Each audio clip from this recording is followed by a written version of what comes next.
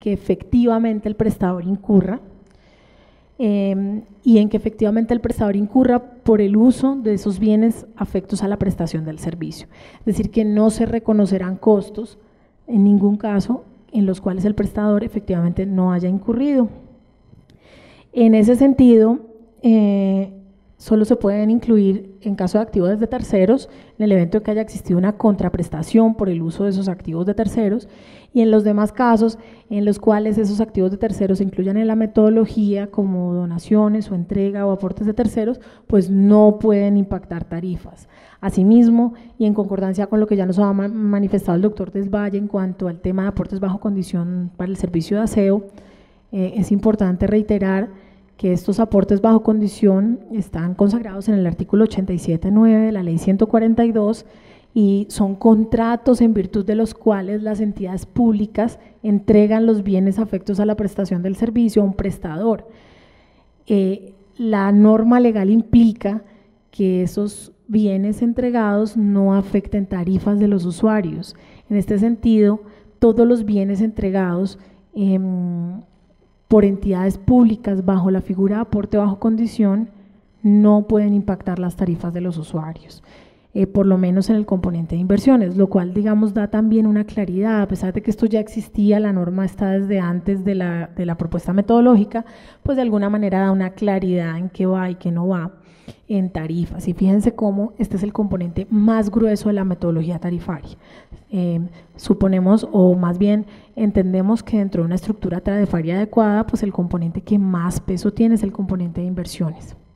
De manera que el hecho de que los bienes que aportan las entidades públicas o los bienes que entregan terceros a las empresas no entren en el cálculo de la base capital regulada, pues de alguna manera otorga alivios importantes en las tarifas de los usuarios.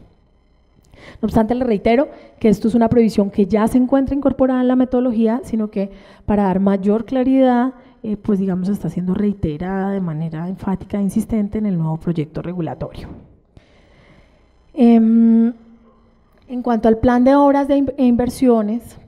de los prestadores, también, digamos, estamos haciendo introducción de importantes medidas de eficiencia en beneficio de los usuarios. Los prestadores deben definir cuáles son las metas de prestación del servicio y es con base en esas metas que calculan las inversiones. Es decir, yo debo planificar, yo debo proyectar la prestación del servicio a futuro, debo ver qué es lo que yo voy a hacer, hasta dónde voy a hacer expansión para proyectar cuáles son las inversiones del servicio. Y con base en eso,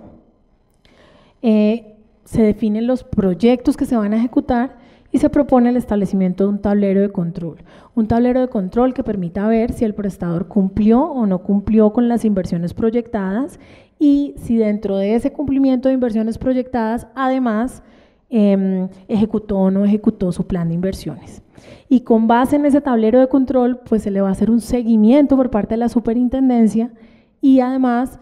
pues debe, en cuanto a ejecución de inversiones, estamos proponiendo la creación de un fondo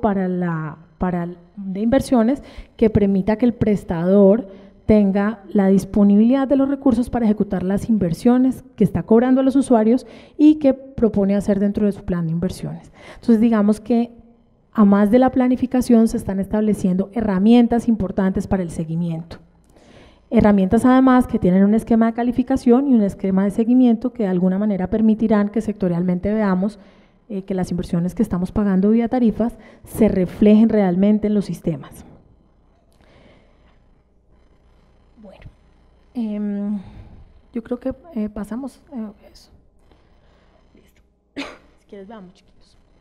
En cuanto al acceso y uso compartido de bienes indispensables, es muy importante reiterar que la inspiración, digamos desde la Constitución Política, artículo 333, establece que existe libre entrada a los mercados y que la iniciativa privada y la constitución de empresas son libres, y en este mismo sentido la ley 142 desarrolló esos postulados constitucionales al punto que existen artículos importantísimos como el artículo 10º de la ley 142 que establece la libertad de empresa, y en concordancia con este, por ejemplo, el artículo 11.9.6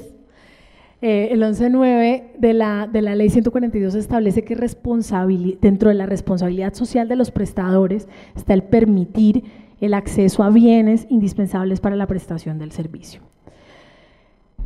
Con base en ese desarrollo legal y otros artículos importantísimos como el artículo 28, el artículo 39, que de una u otra manera hablan de garantía de la interconexión y acceso a bienes indispensables para la prestación de los servicios, y a pesar de que de nuevo la metodología tarifaria vigente permite el cálculo de cuánto costaría el acceso a esos bienes, hemos querido dar una señal clara que permita el aprovechamiento de economías de escala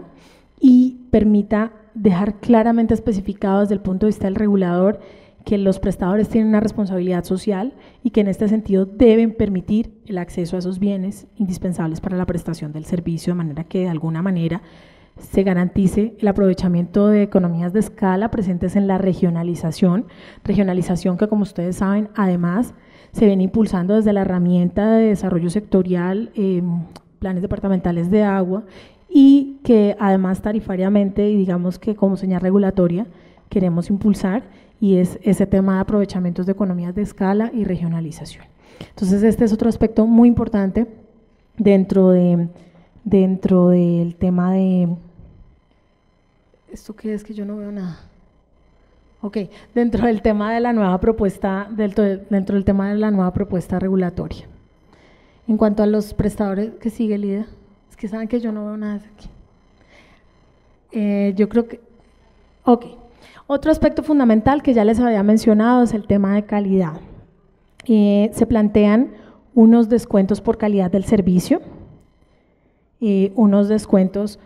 por gestión técnica en cuanto a la prestación del servicio y unos descuentos relacionados con la gestión comercial, nivel de quejas y demás, que por supuesto se los ampliarán el 16 de abril en la exposición de la nueva propuesta metodológica. Miremos un poquitico los pequeñitos. ¿Esa es la de los pequeñitos? Bueno, la resolución CRA 486 que hace referencia a la metodología para los prestadores con menos de 2.500 suscriptores, establece pues el establecimiento de una metodología simplificada. Los costos de administración y operación se sacan con base en el Plan Único de Cuentas, es una metodología contable, pero se introduce un criterio muy importante de máximos y mínimos que voy a proceder a explicarles. Conscientes de que en algunos pequeños municipios y la prestación a pequeño nivel no se estaban generando las señales de sostenibilidad y de recuperación de costos de prestación del servicio, hemos pensado en establecer unos mínimos de costos eficientes y normales dentro de la prestación de los servicios, que serán los mínimos que deben cobrar tarifariamente los prestadores pequeños. Esto obedece a que queremos prestación sostenible, que encontramos que existen dificultades de prestación sostenible si no se recuperan ni siquiera los costos mínimos de prestación, y en ese sentido pues se genera de alguna manera una señal regulatoria en el sentido de que no queremos precios artificialmente bajos. Hago un paréntesis aquí para mencionar que estas metodologías obedecen a la forma en que calculamos los costos de los estratos 4, es decir, aquellos que no reciben ni subsidio ni pagan contribución. Y esto lo menciono porque la expedición de las metodologías tarifarias no modifica, ni podría hacerlo, el régimen de solidaridad y redistribución de ingresos. Es decir, que aquellos usuarios que no tienen capacidad de pago, que primero hemos hablado de una especie de subsidio que se genera a través de los aportes bajo condición, y que sabemos que a través de las políticas públicas y todas las inversiones sectoriales y la plata del Sistema General de Participaciones, de alguna manera se generan inversiones importantes para el sector de agua potable, pero además de eso existe la posibilidad de dar subsidios para ayudar a los usuarios de los estratos subsidiables. En ese sentido, las metodologías expedidas por la Comisión no pretenden alterar digamos, al sistema de solidaridad y redistribución de ingresos. Entonces, lo que estamos planteando aquí es una medida que permite el cálculo de las tarifas de los usuarios que ni reciben subsidio ni aportan